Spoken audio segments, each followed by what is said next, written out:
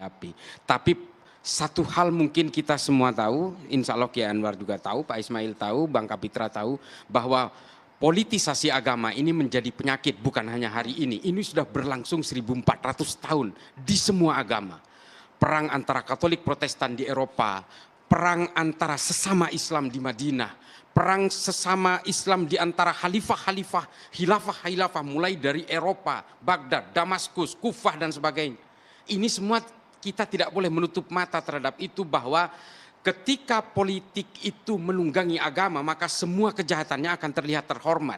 Ini sahih, semua terjadi. Ini bukan pengalian isu Mas ya? Bukan. Soal minyak goreng, soal yang tadi itu bukan. Artinya kenapa kita harus lebih fokus terhadap persoalan radikalisme? Karena ketika persoalan radikalisme ini terlalu disimplifikasi, maka semua persoalan kehidupan sosial negara ini akan menjadi tumbang. Semua. Dan kita tahu, saya yakin Pak Presiden juga memberikan arahan kepada TNI Polri. Karena apa? Hampir semua perilaku radikal ini melakukan infiltrasi terhadap kepolisian dan tentara di seluruh dunia. Mulai dari Al-Shabaab, mulai sampai ke Boko Haram, di Sudan, di Suriah, termasuk Arab Spring juga mereka menginfiltrate polisi dan tentara. Makanya Presiden mengatakan itu terhadap polisi dan tentara. Ini adalah warning saja. Mas Islam, menurut Anda apakah BNPT perlu kemudian memprofiling lagi 180 nama tadi untuk mengklarifikasi personel mereka? Saya kira tidak perlu dilakukan profiling dan sebagainya. Yang perlu introspeksi itu adalah justru mereka, nama-nama yang ada di situ. Baik. Apa yang salah dengan saya? Tidak perlu. Kalau Pak Anwar perlukah? Ya begini ya. Perlu atau tidak ya? Yang poinnya, jelas Pak. sekarang ini nama-nama yang tercantum itu sudah tercemar. Dianggap radikal. Pertanyaan saya, betulkah mereka radikal? Oke, harus dijawab artinya. Siapa yang mencap mereka radikal? Yang mencap mereka radikal adalah orang yang mengeluarkannya. Pertanyaan, siapa yang mengeluarkannya? Ternyata bukan BNPT. Dan Pak Islah tadi bilang pemerintah harus ada di sana berarti ya? Gak tahu lah siapa yang memproduksi itu gitu. Oleh karena itu bagi saya polisi harus mencari ya, supaya negeri ini tidak gaduh gitu. Pertanyaan kedua, yang terakhir nih, yang saya harapkan betul ya. 5 rumusan yang dikeluarkan oleh BNPT itu menimbulkan kegaduhan. Nah, oleh karena itu saya mengharapkan dan menghimbau supaya BNPT merumuskan ulang lah tentang kriteria-kriteria penceramah yang radikal bersama ormas-ormas Islam yang ada. Bareng sama MUI. Ya tentu saja dengan MUI juga. Oke, baik.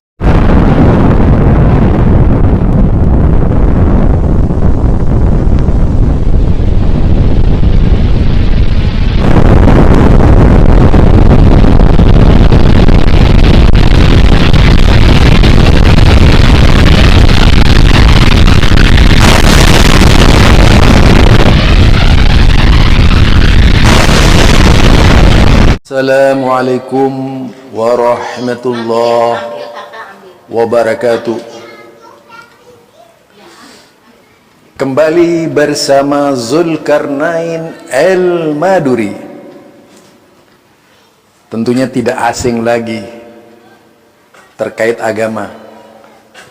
Fa inna ahsanal kalami kalamullah wa khairul huda huda Muhammad sallallahu alaihi wasallam wa syarrul umuri muhdasatuhah fa inna kulla muhdasatin bid'ah wa kulla bid'atin dalalah wa kulla dalalatin finnar.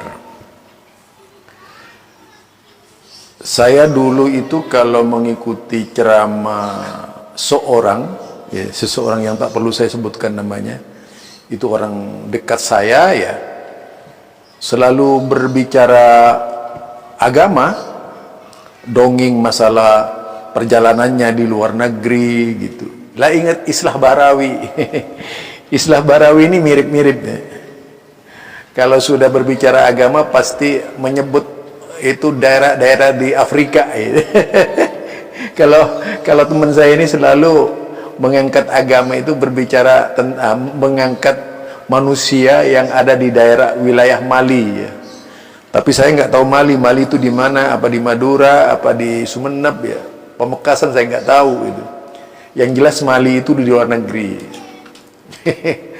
Nah kalau Islah Barawi ini pasti berbicara Boko Haram, berbicara itu As-Sabab. Jadi pengalamannya cuma As-Sabab, Boko Haram, kemudian menjelek-jelekkan sejarah sahabat Nabi bahwa pembunuhan terjadi di zaman sahabat gitu. Wow, luar biasa dari cara-cara mereka ini di dalam memahamkan agama gitu ya. Cara-cara Islah Bahrawi memahamkan agama. Kemudian berbicara politik. Nah, ini ciri khasnya Islamophobia. Kalau berbicara sejarah orientalis dan kaum orientalisme ya. Jadi ada orientalis, ada orientalisme. Ada juga spesialis orientalis. Kemudian westernisasi. Kita kenal itu dari musuh-musuh Islam itu orientalis,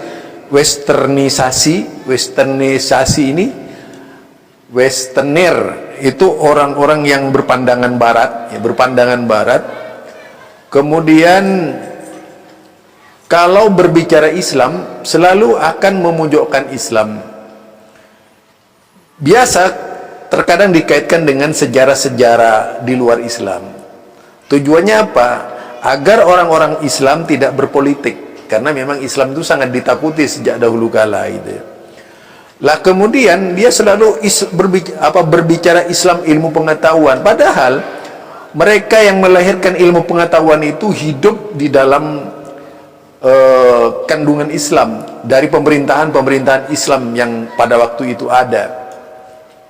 Justru setelah umat Islam lalai, ya, kalau kita lihat tuh pembunuhan yang terjadi antara Tartar dan Muslim di Baghdad ya, itu gambaran bagaimana ketika umat Islam menjadi lemah, lalu mereka gunakan sebagai senjata untuk menaklukkan berfikirnya mereka itu. Jadi Islah Bahrawi ini yang pertama, umat Islam cukup berbicara ilmu pengetahuan saja.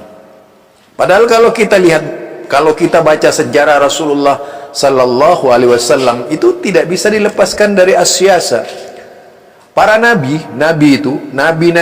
Musa dihadapkan dengan Fir'aun gitu. Harusnya ini berpikir nih, kenapa Nabi Musa dihadapkan dengan Fir'aun? Kalau kita juga berbicara Nabi Daud dihadapkan dengan yaitu Talut, dengan Jalut ya. Bahkan banyak nabi-nabi termasuk Nabi Ibrahim dihadapkan dengan Namrud, kekuasaan gitu. Jadi jelas tujuannya agar negara itu lebih patuh kepada ajaran agama. Bukan sebaliknya agama harus patuh pada negara dalam pengertian yang salah ya. Tapi dengan pengertian yang benar. Agama itu mentolerir negara-negara yang tidak menyerang agama. Nah itu kalau kita lihat, jadi agama Islam ini mentolerir negara-negara yang tidak menyerang agama. Satu contoh, berapa banyak negara-negara non-Islam ketika itu di bawah naungan Islam. Itu satu contoh. Jadi itu kalau berbicara Islam. Tetapi kalau pola yang dikembangkan oleh Islah Bahrawi itu kan menggambarkan bahwa Islam itu seolah-olah momok, Islam itu seolah-olah rusak, Islam itu seolah-olah tidak menjamin stabilitas nasional. Islam itu jangan dijadikan media politik ya. Islam itu jangan dijadikan kendaraan untuk mencapai tujuan politis. Nah, itu yang muncul dari cara berpikir Islah Bahrawi. Padahal banyak negara-negara yang berpenduduk Islam sampai sekarang itu tetap menjadikan pandangan Islam. Salah satunya ya Arab Saudi, aman-aman saja ya. Kalau kemudian terjadi peperangan di dalam tubuh Islam di zaman khalifah misalnya, saya pikir itu biasa-biasa saja. Kalau berbicara demokrasi juga banyak peperangan, pembunuhan presiden demi presiden ya, menjatuhkan presiden ke presiden. Apa bedanya itu? Jadi kalau di demokrasi ini kan juga menjatuhkan, menggulingkan presiden itu biasa, dianggap biasa itu. Jadi sudah demokrasi berarti lebih radikal lagi cara berpikirnya orang-orang demokrasi itu. Coba kita lihat Presiden Amerika Abraham Lincoln dan beberapa presiden itu kan mati terbunuh juga. Itu demokrasi yang dibanggakan oleh Islah Bahrawi. Demikian juga beberapa negara-negara demokrasi di dunia itu tidak lepas dari penipuan seperti di Filipina dan sebagainya, tidak lepas dari pembunuhan, pembokongan dan sebagainya gitu. Ya, konspirasi itu negara demokrasi kalau mau berbicara sejarah negara demokrasi. Jadi jangan hanya Islam dibawa-bawa. Saya kira faktor Islam itu bukan faktor Islamnya, itu faktor orangnya. Jadi faktor orangnya, personilnya, orangnya yang tentu saja disebut oknum itu, sehingga terjadi seperti itu. Sebenarnya dari sekian banyak negara-negara hidupnya Islam itu selama ratusan tahun itu kan banyak menghasilkan karya, bahkan dicontoh oleh Barat. Itu khilafah Islam, yang kekuasaan Islam, jangan salah juga itu. Jadi di sini apa? Ini sebuah gambaran dari Islah Bahrawi tentang Islamophobia. Muslim yang takut dengan Islam, Muslim yang lantang bersuara menghentikan langkah-langkah politisi Islam, Muslim yang merasa diburu oleh Islam, Muslim yang ketakutan dengan Islam, bahkan kalau perlu menjual Islam demi kepentingan dan ambisi pribadi. Ini yang akan terjadi nantinya. Nah, kalau seperti itu jadinya, maka sebenarnya apa yang dilakukan oleh Islah Bahrawi itu adalah sebuah perjuangan, tidak akan lepas dari keinginan, yaitu individu yang tentu saja syarat dengan kepentingan. Apa tujuannya menggambarkan sejarah pembunuhan dalam Islam misalnya? Bukankah di negara demokrasi juga banyak? Kalau dibaca seluruh negara-negara demokrasi pun tidak melindungi orang-orang yang beragama gitu. Itu satu contoh. Pada akhirnya apa? Ada masih sampai sekarang terjadi pembantaian dalam dunia demokrasi. Akhirnya suara demokrasi ini sendiri, misalnya kalau di Amerika itu ada orang yang dibunuh, lalu ramai-ramai misalnya kelompok hitam memprotes, kelompok putih protes dan sebagainya. Itu instabilitas juga yang terjadi dalam dunia demokrasi kalau kita mau berbicara demokrasi itu. Jadi semua yang namanya politik itu bukan karena agamanya itu, bukan karena demokrasinya, tapi karena oknumnya. Jadi itu namanya politik. Politik itu bisa juga politik Islam. Itu bisa cantik as-siyasah Islam sebagaimana yang ditawarkan oleh Ibnu Taimiyah. Kalau konsepnya itu berjalan di atas jalan yang benar sesuai dengan rumusan Ibnu Taimiyah misalnya, maka akan tercermin masyarakat yang adil dan bijak itu. Kalau kita baca buku-buku politik-politik Islam, ya itu jangan salahkan konsepnya, yang disalahkan itu oknumnya yang mempraktikkan. Nah, bisa terjadi pada oknumnya itu.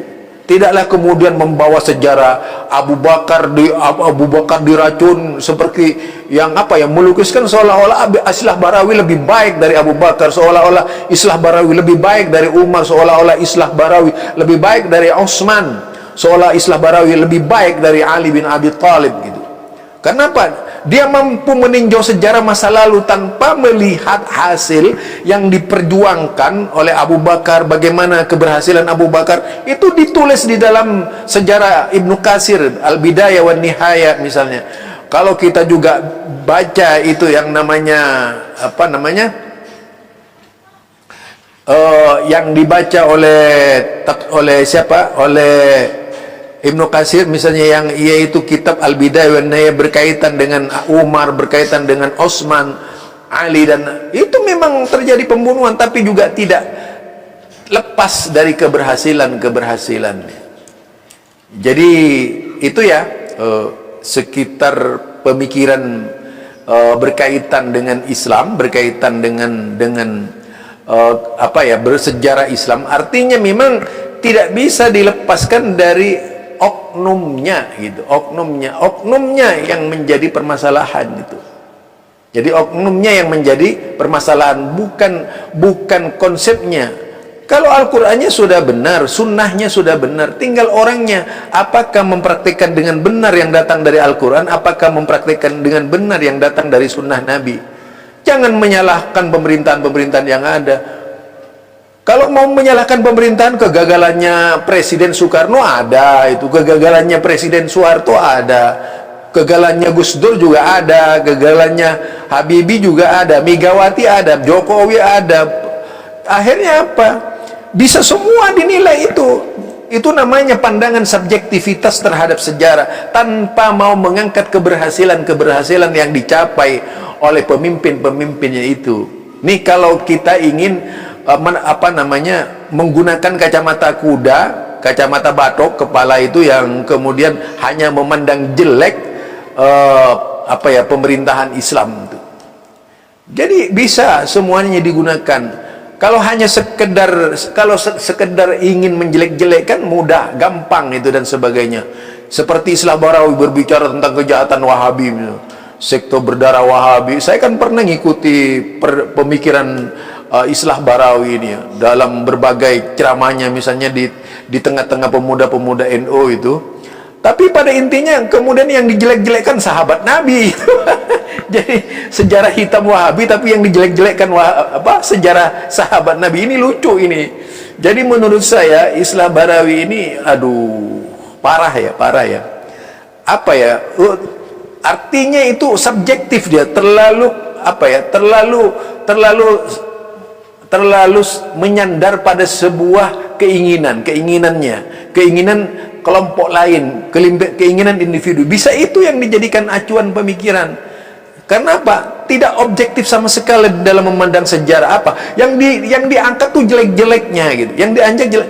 Lah ilmu pengetahuan yang dilahirkan oleh tokoh-tokoh Islam itu kan tidak lepas dari pemerintahan Islam juga ketika itu. Mereka berada di bawah naungan pemerintahan Islam. Ya contohlah pemerintahan Islam yang begini gitu. Barangkali ini dari saya, Zulkarnain El-Maduri. Subhanakallahumma wa bihamdika asyhadu an la ilaha illa anta astaghfiruka wa atubu ilaik. Assalamualaikum warahmatullahi